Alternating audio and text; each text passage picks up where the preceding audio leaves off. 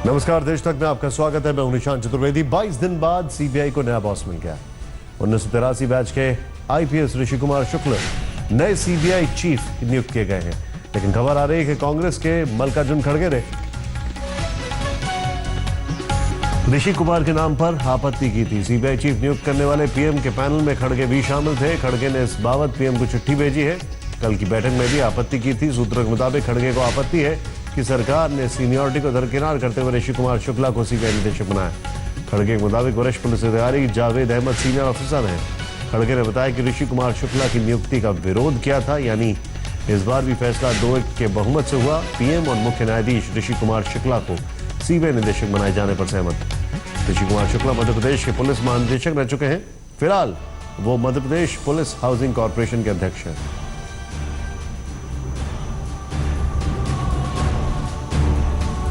वरिष्ठता में भी ऋषि कुमार शुक्ल नीचे हैं, ये मल्लिकार्जुन खड़गे का कहना है। जावेद अहमद होते पद के मजबूत दावेदार। खड़गे ने पीएम मोदी को भेजी चिट्ठी।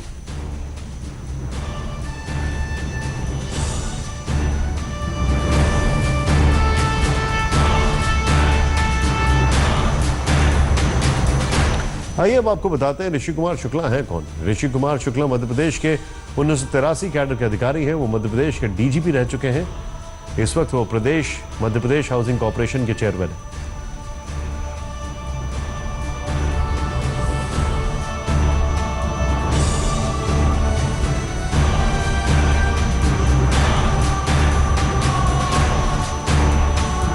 इनसे बातचीत की हमारे सहयोगी रविशपाल सिंह ने। सीबीआई के निदेशक बनने के बाद पहली बार आप सामने देख सकते हैं मध्य प्रदेश के पूर्व डीजीपी रह चुके ऋषि कुमार शुक्ला इस वक्त आज तक के कैमरे पे, हालांकि बात करने की हमने कोशिश की। सर क्या एक कमेंट सर, ये आप देख सकते हैं तस्वीरों में ऋषि कुमार शुक्ला कैमरे पे बोल कुछ नहीं रहे हैं, लेकिन ये तस्वीरें आपको हम दिखा रहे हैं भोपाल से, जहां पर ऋषि कुमार शुक्ला इस खबर को मिलने के बाद अपने कार्यालय से निकले हैं। लोग यहां पे पहुंचे थे, ऋषि कुमार शुक्ला का लोगों ने स्वागत किया है और उसके बाद उन्हें फूल दिए हैं, बधाइयां उन्हें दी गई हैं भोपाल में उनके दफ्तर में, क्योंकि फिलहाल वो Madhya Pradesh police housing corporation के डायरेक्टर थे। उनके दफ्तर पर यहाँ तमाम लोग पहुंचे, उन्हें बधाइयां दी सीबीआई का नया निदेशक बनने के बाद। और आपने तस्वीरें देखी, कैमरे पे भले उन्होंने कुछ भी बोलने से मना कर दिया, लेकिन यहाँ पर जिस तरीके से जैसे ही उन्हें खबर मिली है वो अपने दफ्तर से, Madhya Pradesh police housing corporation में जो उनका दफ्तर है, वहां से रवाना हो चुके हैं। प्रधानमंत्री मोदी ने उत्तर 24 परगना के ठाकुर नगर और दुर्गापुर में 2 रैलियों के साथ आगामी लोकसभा चुनावों के लिए पश्चिम बंगाल में बीजेपी के प्रचार अभियान की शुरुआत कर दी है। दोनों ही रैलियों में मोदी को सुनने के लिए जनसैलाब उमड़ा। पीएम ने भारी भीड़ के सामने ममता बनर्जी पर ताबड़तोड़ हमले किए। आप शांति रखिए, अब मैदान छोटा पड़ गया है, आप जहां हैं वहीं खड़े रहिए। मैं आपके प्यार के लिए, आपके उत्साह और उमंग के लिए मैं हृदय से आपका बहुत आभारी हूं। सामने हजारों की भीड़ और मंच पर खुद प्रधानमंत्री। ये बंगाल की मुख्यमंत्री ममता बनर्जी के गढ़ का दृश्य है। बंगाल के ठाकुर नगर में प्रधानमंत्री की रैली में भारी भीड़ उमड़ी। इतनी भीड़ की मैदान धस हो गया। आप शांति रखिए, अब मैदान छोटा पड़ गया है, आप जहां हैं वहीं खड़े रहिए। रैली में आए लोग एक दूसरे से धक्का मुक्की करते देखे गए। भाषण के दौरान पीएम को 2 बार भीड़ को शांत रहने के लिए बोलना पड़ा। आपका बहुत आभारी हूं। आप शांति रखिए, अब मैदान छोटा पड़ गया है, आप जहां हैं वहीं खड़े रहिए। तमाम गुजारिशों के बाद भी जब हालात नहीं बदले तो मोदी ने अपने भाषण को महज 18 मिनट में ही खत्म कर दिया। पीएम का अगला पड़ाव दुर्गापुर था। वहां भी भारी भीड़ उमड़ी थी। मौका देख पीएम ने ममता पर सीधा प्रहार किया। ये दृश्य देखने के बाद मुझे समझ आ रहा है कि दीदी हिंसा पर क्यों उतर आई है। लोकतंत्र का बचाव के नाटक करने वाले लोग निर्दोष लोगों की हत्या करने पर तुले हुए हैं। उनको तो बीजेपी के प्रेसिडेंट के आने पर भी जमीन खिसकने को लग जाती है। कभी हेलीकॉप्टर को मत उतरने दो, कभी यात्रा मत करने दो। अरे दीदी, ये तुम्हारे खेल कितने दिन चलने वाले हैं। टीएमसी और बीजेपी की सियासी दुश्मनी की एक तस्वीर पीएम मोदी की रैली से ठीक पहले देखने को मिली। दुर्गापुर में दोनों पार्टियों के कार्यकर्ताओं में झड़प हुई तो सुबह होते होते कीचड़ तक उछाले जाने लगे। मोदी के पोस्टर पर कीचड़ फेंकी गई। बीजेपी ने सीधे सीधे ममता की पार्टी पर आरोप लगाए। जिन लोगों का मुंह काला है वो सबका मुंह काला दिखते हैं। तो यही प्रयास है, यहाँ की राजनीति ऐसी ही है। प्रधानमंत्री को भी छोड़ते नहीं, प्रधानमंत्री को सभा करने के लिए मैदान नहीं दिया जाता है। हमारे राष्ट्रीय अध्यक्ष जी को उतरने के लिए हेलीपैड की अनुमति नहीं दी जाती है। यहाँ जगह नहीं मिला, इसलिए यहाँ सेल का स्टेडियम में हम कर रहे हैं सभा। बीजेपी ने बंगाल में पूरी ताकत झोंक दी है। 10 दिनों के अंदर अमित शाह और प्रधानमंत्री की ये चौथी रैली है। समझना मुश्किल नहीं कि बीजेपी की नजरें बंगाल की 42 लोकसभा सीटों पर टिकी है। ममता फिलहाल 42 में से 34 सीट पर सर्वशक्तिमान है। बीजेपी का लक्ष्य ममता के गढ़ में सेंध मारने की है, ताकि यूपी में अगर कोई राजनीतिक नुकसान हो भी जाए तो उसकी पूर्ति बंगाल से की जा सके। दुर्गापुर से इंद्रजीत कुंडू के साथ आज तक ब्यूरो। हजार जनता। पटना में आज पूर्व केंद्रीय मंत्री उपेंद्र कुशवाहा के मार्च पर पुलिस ने जमकर डंडे बरसाए। न सिर्फ आरएलएसपी कार्यकर्ताओं पर बल्कि खुद उपेंद्र कुशवाहा इस लाठीचार्ज में घायल हो गए। उन्हें पीएमसीएच में भर्ती किया गया।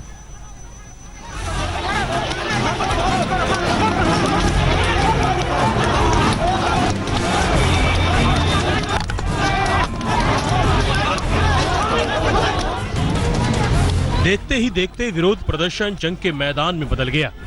पुलिस आरएलएसपी के कार्यकर्ताओं पर टूट पड़ी। जो भी सामने दिखा वो पुलिस की लाठियों से पिटता चला गया।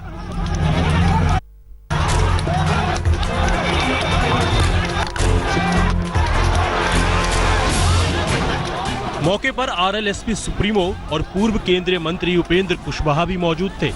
पहले वाटर कैनन से भीड़ को नियंत्रित करने की कोशिश की गई, पर जब ये बेअसर हो गया तो पुलिस लाठी डंडों के साथ मैदान में कूद पड़ी।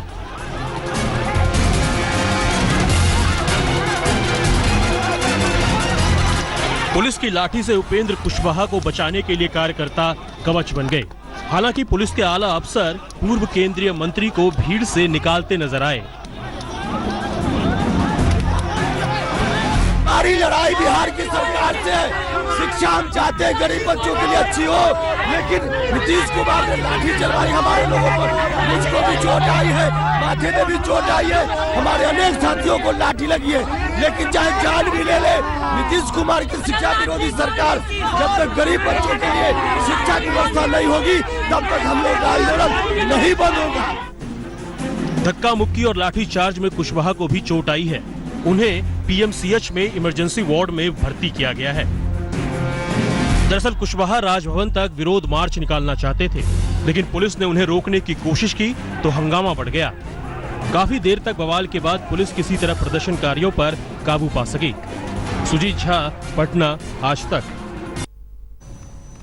कल पटना में कांग्रेस एक बड़ी रैली करने जा रही है। पूरे 30 साल बाद कांग्रेस की रैली खुद के बलबूते पर बुलाई गई है। राहुल गांधी इस रैली में शामिल होंगे। कांग्रेस ने इस रैली को कामयाब बनाने के लिए पूरी ताकत झोंक दी है। पटना की सड़कों में जिधर देखिए उधर कांग्रेस की जन आकांक्षा रैली का पोस्टर चस्पा है।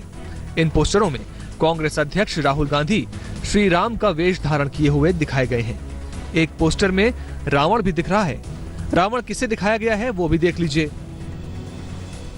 मर्यादा की सीमाएं लांघ रही है फिलहाल ऐसा लगता है कांग्रेस, ताकि इस रैली को किसी भी सूरत में सफल बनाया जा सके। और कुछ दिन पहले भी हमने देखा कि राहुल गांधी को राम की भूमिका में कांग्रेस पार्टी ने कई बैनर पोस्टर्स में दिखाया था, और यहाँ भी राहुल को राम के तौर पे दिखाया जा रहा है और प्रधानमंत्री मोदी को यहाँ पे रावण के रूप में दर्शाया गया है। कांग्रेस जोश से भरी है। पूरे 30 साल बाद अपने दम पर सूबे में रैली का आयोजन किया जा रहा है। 1989 में तत्कालीन प्रधानमंत्री राजीव गांधी ने आखिरी बार कांग्रेस के लिए यहाँ रैली की थी। अब कमान राहुल के पास है। राहुल नई रणनीति के साथ मैदान में है। हमारी ये रैली 28 साल के बाद गांधी मैदान, जो लाखों लोग इकट्ठे हो सकते हैं, उस पे हम करने जा रहे हैं। बिहार में हमारे जो साथी हैं उसमें आरजेडी से तेजस्वी जी हैं, शरद यादव जी हैं, एक्स चीफ मिनिस्टर मांझी जी हैं, फॉर्मर यूनियन मिनिस्टर एनडीए में साथ रहे जो समझ के उनसे निकल के आए उपेंद्र कुशवाहा जी हैं, मुकेश सहनी जी हैं, लेफ्ट के मेरे साथी हैं, वो सब रहेंगे बिहार से। बाहुबली विधायक अनंत सिंह कांग्रेस में भले ना हो, लेकिन रैली को कामयाब बनाने के लिए जी जान से जुटे हैं। 1 लाख से ज्यादा लोगों के लिए भोजन का इंतजाम करवाया है। 1700 बसों में लोगों को रैली स्थल तक लाया जाएगा। अनंत सिंह कांग्रेस के टिकट पर लोकसभा चुनाव लड़ना चाहते हैं। परिवर्तन करना है, बिहार में परिवर्तन का जरूरत है। अभी भी 1-2 आदमी मरा पेट्रोल पंप पर, तो ऐसे जो हो रहा है हम लोग परिवर्तन करेंगे। नरेंद्र मोदी को हटाना है, नीतीश जी के हटाना है, वह से हम भिड़े हैं। राहुल गांधी को बनाना है प्रधान, राहुल गांधी को बनाना है। रैली की कामयाबी कांग्रेस के लिए एक साथ कई मोर्चों पर मददगार होगी, लिहाजा पार्टी के 27 विधायकों ने पूरी ताकत झोंक दी है। इससे न सिर्फ बिहार में मतदाताओं को संदेश जाएगा, बल्कि सहयोगियों के साथ सीटों की सौदेबाजी में भी ताकत बढ़ेगी। इस शक्ति प्रदर्शन पर एनडीए की निगाहें तो जमी ही है, महागठबंधन के दलों की नजरें भी टिकी है। दरअसल कांग्रेस का जनाधार लौटा तो उसका सीधा असर विरोधियों के साथ ही सहयोगी दलों पर भी पड़ेगा। रोहित सिंह के साथ सुजीत झा, पटना, आज तक। प्रियंका गांधी के पति रॉबर्ट वाड्रा को मनी लॉन्ड्रिंग केस में 16 फरवरी तक के लिए राहत मिल गई है। दिल्ली के पटियाला कोर्ट ने 16 फरवरी तक वाड्रा की गिरफ्तारी पर रोक लगा दी है। वाड्रा के वकील ने कोर्ट को जांच में पूरा सहयोग देने का भरोसा दिया है। मनी लॉन्ड्रिंग के एक मामले में कोर्ट ने 6 फरवरी को पूछताछ की इजाजत दे दी थी। वाड्रा के वकील केटीएस तुलसी ने कोर्ट को जांच में सहयोग देने का भरोसा दिया। बिहार के सिवान में पूर्व बाहुबली सांसद शहाबुद्दीन के भतीजे की गोली मारकर हत्या कर दी गई है। इस मर्डर से इलाके में हड़कंप मच गया है। बाहुबली सांसद जेल में है, जबकि उसके भतीजे को मार दिया गया।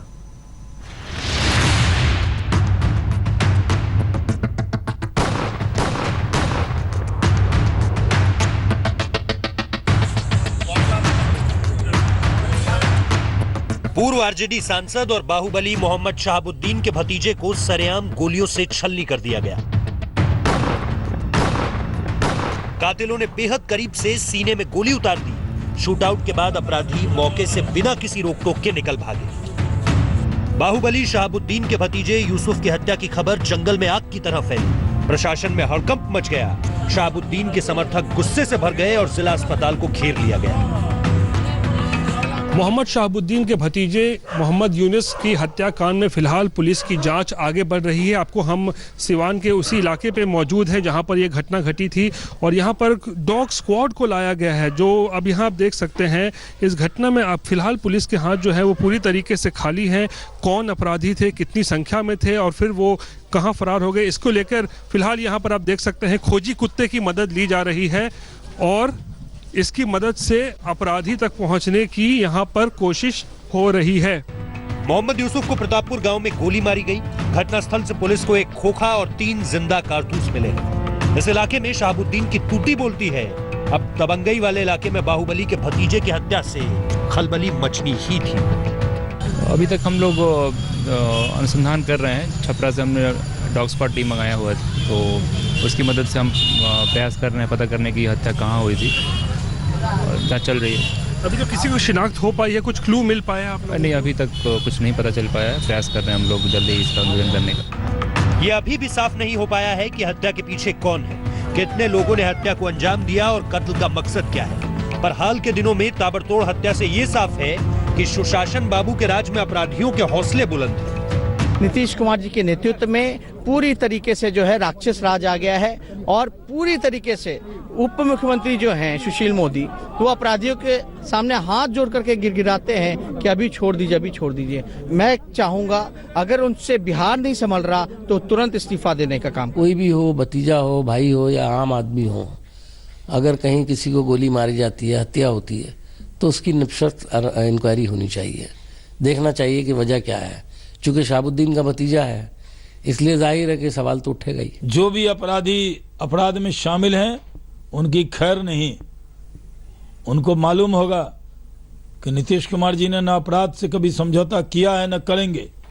अपराध और अपराधियों को सख्त सजा मिलेगी। सूत्रों के हवाले से बाहुबली शहाबुद्दीन के भतीजे यूसुफ की हत्या के पीछे किसी करीबी के हाथ होने की खबर है। हालांकि अभी दावे से कुछ नहीं कहा जा सकता। पुलिस कत्ल की गुत्थी खोलने में जुटी है। सीवान से चंदन के साथ रोहित कुमार सिंह, आज तक।